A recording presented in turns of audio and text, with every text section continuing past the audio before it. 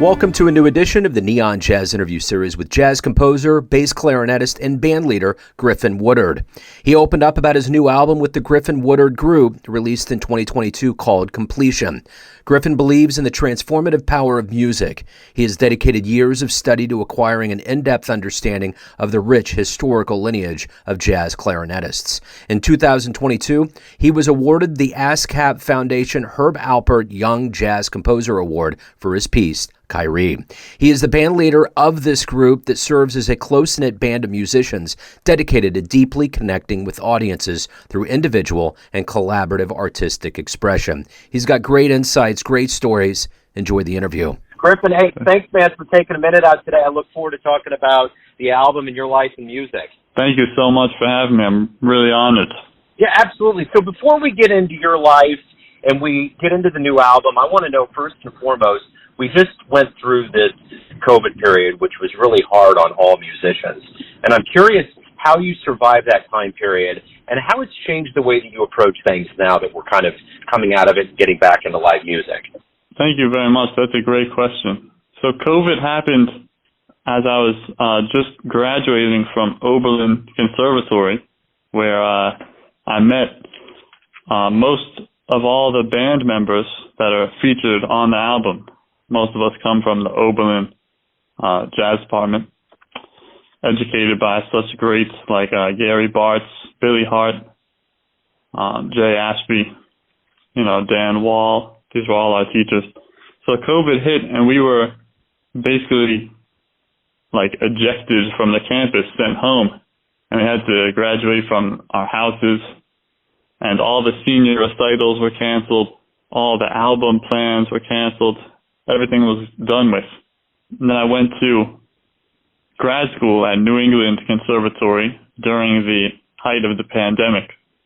And it was a very isolating time, but I got through it by sitting down and practicing and composing. I composed most of all the music on this album during the pandemic. And that really brought me, peace. That's part of what the album is about. Really, music brought me through all of that. Yeah, I think that's the general thread that I think that's gone through the community is the music itself was the healer. And that's an interesting, fascinating time. All of it, but now that we look back on it, it's fascinating because I've been always curious about younger players, how they made it through it. Because, some of your veteran players had, years and years behind them, savings and things. It wasn't ideal, but at least they had something to fall back on. And I've always been curious about the younger generations. But what I find more fascinating now when I talk to older players is they say that the amount of young players that are in jazz has never been stronger. And I would have thought the opposite would be happening, that maybe because there wasn't anything going on, people had to jump ship and get another profession. But it seems as though what you said, you stuck with it. Here you are in the afterglow. You got an album coming out, and you really went through something that probably made you stronger. Of course, it was very disheartening time in a lot of ways. But I remember in the beginning of it, when I was on a Zoom lesson with, I call him the Maestro Gary Bartz, and he was saying, there's a lot of downsides to this, but one upside is that I finally have time to practice. He's a world-renowned musician, always traveling. So this allowed him to finally practice, get back in the woodshed. And I would say the same for me. It's opened up a lot of time to dive in and really figure out what to play, For sure. And with this album, kind of the backdrop with COVID, and Completion is a very apropos name. We're starting a new year. Things are opening up more. Hopefully, spring is around the corner. This has to feel good to have this out during this new year with the prospects ahead this year. Yeah, it feels wonderful. I'm really happy to announce that we already have our next couple of things lined up. We just went back into the studio to record mostly some standards, and we're planning to record a live album at the Deer Head Inn on April 2nd. And this is a smaller group, just a quartet, with our pianist Cameron Campbell, who is currently going to MSM, Manhattan School of Music, and we're very happy to meet him and get things going. And now I'm working also on the second batch of new original music. So there's going to be some more output this year. You know, it's always interesting every time I talk about a new project coming out, the way the musician works and the way things kind of get, promoted and worked. The musician's already moving on to the next thing, which I find very interesting. Yes. So let's talk a little bit about where all of this began for you. Where did your jazz journey, music journey begin? How did those seeds get planted in you, kind of where you were born and raised, and how it all began for you? Yeah, thank you for asking. That's such a thoughtful question. I was born in Doylestown, Pennsylvania, a very, kind of small place. But I kind of was listening to music before I was even born, because my mother read this study called the Mozart effect, which said if you play music for your children while they're in the womb, it will help their brains develop for other subjects, math, reading. She wasn't intending for me to become a musician. But it turns out both my sister and I became musicians. So, and she also put me in kinder keys, learning piano as a very young child. And then when it came time for me to choose an instrument in school, she knew she wanted me to play an instrument so that I would get these benefits, neurological benefits of playing music. So she said, you got to choose an instrument. And I said, I'll play whatever Squidward plays. Squidward from SpongeBob SquarePants. Yeah. Pretty ridiculous inspiration, but he turned out to play clarinet. So, but the school said he cannot play clarinet yet because he's not old enough. His hands aren't developed. So I chose cello in the school.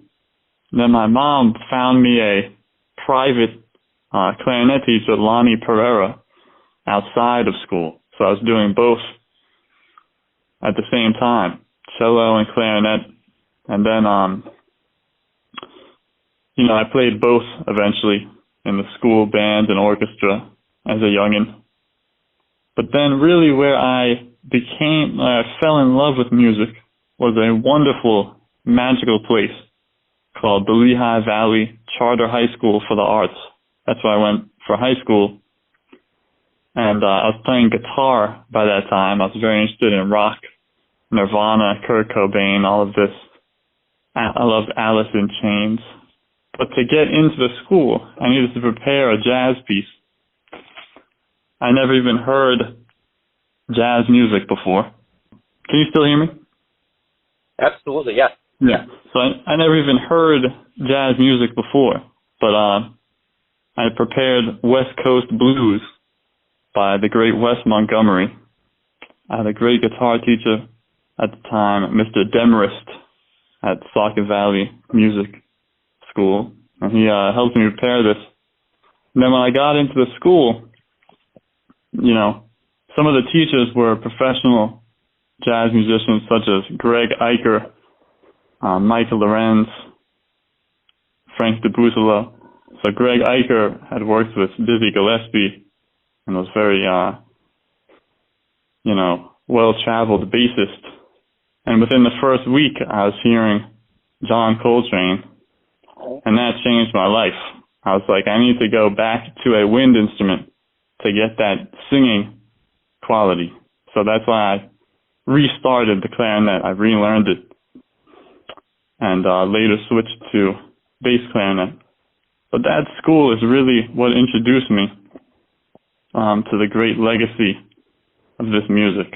And, I heard Thelonious Monk, John Coltrane, Miles Davis, Billie Holiday, everyone there for the first time. It really changed my whole path. You know, the interesting thing about the clarinet is a lot of the baptisms that many people got into with jazz came from Benny. And I remember talking to a veteran clarinetist one time, and I was like, what is, for a layperson that doesn't understand the instrument, what's one of the most common misperceptions, or what's one of the beauties of the instrument? And I remember he said, as beautiful as this instrument can be, you can hit one wrong note and wreck the whole thing in 1 second. Wait, who said that? I can't remember who said it. It's going to come to me. But it was a veteran player, and he's a really big player in New York, and it's going to come to me, and I just can't remember. But anyways, I remember he said that, and I never forgot it. He must have told me that like 7 or 8 years ago, and every time I hear the word clarinet, I think about that. It is indeed a very unforgiving instrument.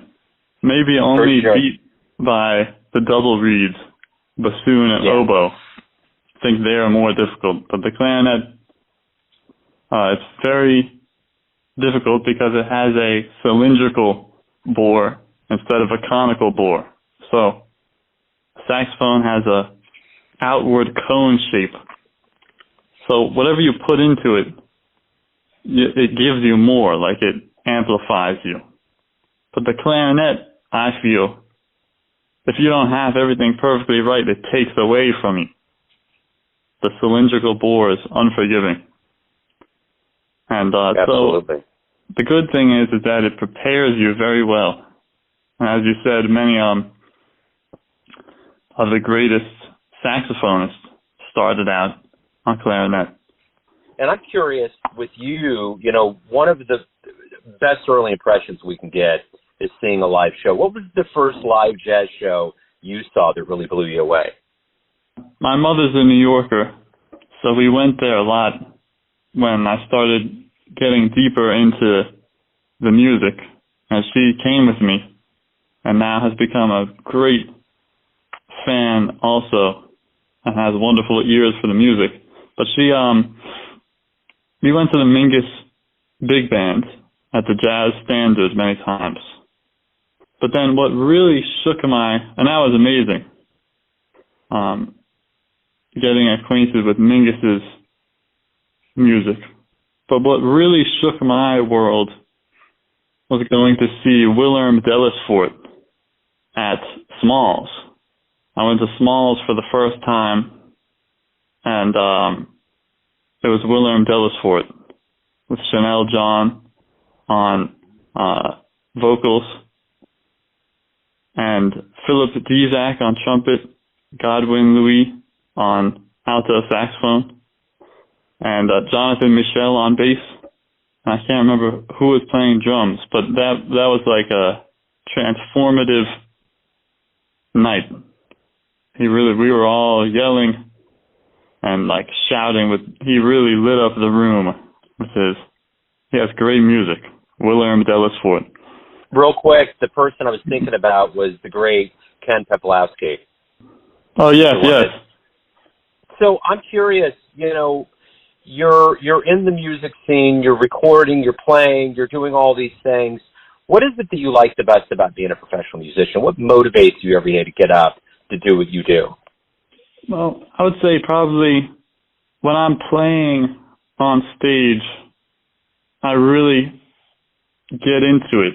It takes me a couple songs to fully warm up with the audience. But then at a certain point, you get into this flow state, usually, where it feels like all of the guards have been dropped, and you can really, anything you play will be okay. Like there's no boundaries, and you're just in a full mode of expression. And it's one of the greatest feelings in the world. So I would say that is one of the main things that makes it worthwhile. I mean, because sometimes you show up to a gig and there's very few people, and sometimes the pay is offensively low.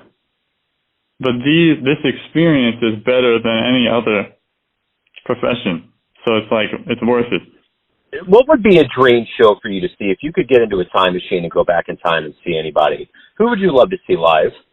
Well, I would need to see John Coltrane at any era, but I'd love to see, I would have loved to see him with Eric Dolphy at the Village Vanguard. And I would have also loved to see him in the later years, like maybe at his concert in Japan. I would have loved to be there. Why do you love jazz? I love it because I believe that the human spirit has an infinity of things to express, because the human spirit is part of infinity. So this music allows and encourages you, or the musician. It encourages the musician to reach for those things and express it to its fullest degree. And if you don't, then you're not accomplishing the full goal of the music. The goal is to dive as deep as possible and express it. Because I feel that our job as artists of any sort is to deal with those things, the unseen things of life, so that we can remind people that they still have those things. They have feelings, they have dreams, and it's not just their 9 to 5s that they should be concerned with. So I think that this music, the great Black American music, has that's part of it. That's what I love about it. So everyone out there has a perception of you, an idea of who they think you are, your family, your friends, your fans, but ultimately you live your life. What's your perception of you? Who do you think you are? I think that that's a very good question. In my own words, I would think of myself ideally as a praise musician. For me, I'm trying to describe spiritual things, trying to describe God and positive things so I can uplift people. And even if I don't say anything about that, that's what I want all the music to do. So I would say that I think of myself primarily as that. I also think I'm a term that I learned from Maestro Jerry Bartz, is that as musicians we're kind of musical scientists as well. We spend time in the lab, in the practice room, working on things and experimenting to find the most harmonious ideas that can reach people and convey everything, the wonder of the universe. So I would say that's also who I am. That was a wonderful answer. Very insightful, wonderful answer. This has been great, man. Thank you for opening up and talking about the album and your life and music. Good luck with this release and the new year ahead. I really appreciate it. Thank you so much. I'm very honored by the opportunity, and I wish all the best to you in the new year with your station. Thanks for listening and tuning in to another Neon Jazz interview, where we give you a bit of insight into the finest players in New York City, Kansas City, and spots all over the world, giving fans all that jazz. Thanks to Griffin for his time, music, and story. If you want to hear more interviews, go to Famous Interviews with Joe Domino on the iTunes Store or Spotify. Visit neonjazz at youtube.com, and for everything Neon Jazz all the time, go to the neonjazz.blogspot.com. Until next time, enjoy the jazz, my friends.